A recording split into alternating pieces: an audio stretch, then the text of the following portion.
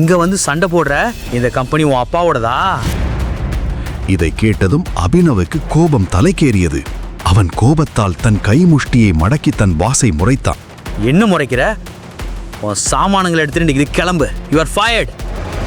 இதை கேட்டதும் அபினவ் அதிர்ச்சி அடையவில்லை. உண்மையில் இது போன்ற ஒன்று தனக்கு விரைவில் நடக்கும் என்று அவனுக்கு தெரியும். அவன் பாஸும் தேவேனுக்கும் ஒருவரை ஒருவர் நன்கு தெரியும். நேற்று விருந்தில் தேவேன் அபினவுக்கு பதிலளித்த விதம், தேவன் மாதிரி ஒரு கழுதை உங்ககிட்ட கேள்வி கேட்டா அதுக்கு பதில் சொல்லாதன்னு அவர் என்கிட்ட சொன்னார். இது இன்னைக்கு நடக்கலனாலும் என்னைக்காவது ஒரு நாள் நடக்கும் என்பதை அபினவ் புரிந்து கொண்டான். ஓகே, பிரச்சனை இல்லை, நான் கிளம்புறேன். நான் வேலை பார்த்த முழு மாச சேலரியா கொடுங்க. சேலரி?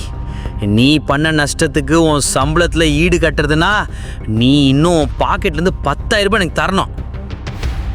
நான் உன்னை கேட்கலன்னு சந்தோஷப்படு. அதனால அமைதியா இங்கேருந்து கிளம்பு. என்ன சொல்றீங்க சார்? ஒரே நாள் எப்படி 25,000 ரூபாய் நஷ்டமாச்சு? எனக்கு என் சேலரி கிடைக்கிற வரைக்கும் நான் இங்கேருந்து கிளம்ப மாட்டேன். என் சேலரியை கொடுங்க. சேலரி? இங்க பாரு, இப்பவே உனக்கு உன்னோட சேலரியை கொடுக்குறேன். அவன் பாஸ் இதை சொல்லி மேஜையில் இருந்த மணியை அடித்தான். அடுத்த கணம் அறைக்கதவு திறந்து 4 பவுன்சர்கள் உள்ளே நுழைந்தனர். இந்த ரவுடிய தூக்கி வெளியே போடுங்க.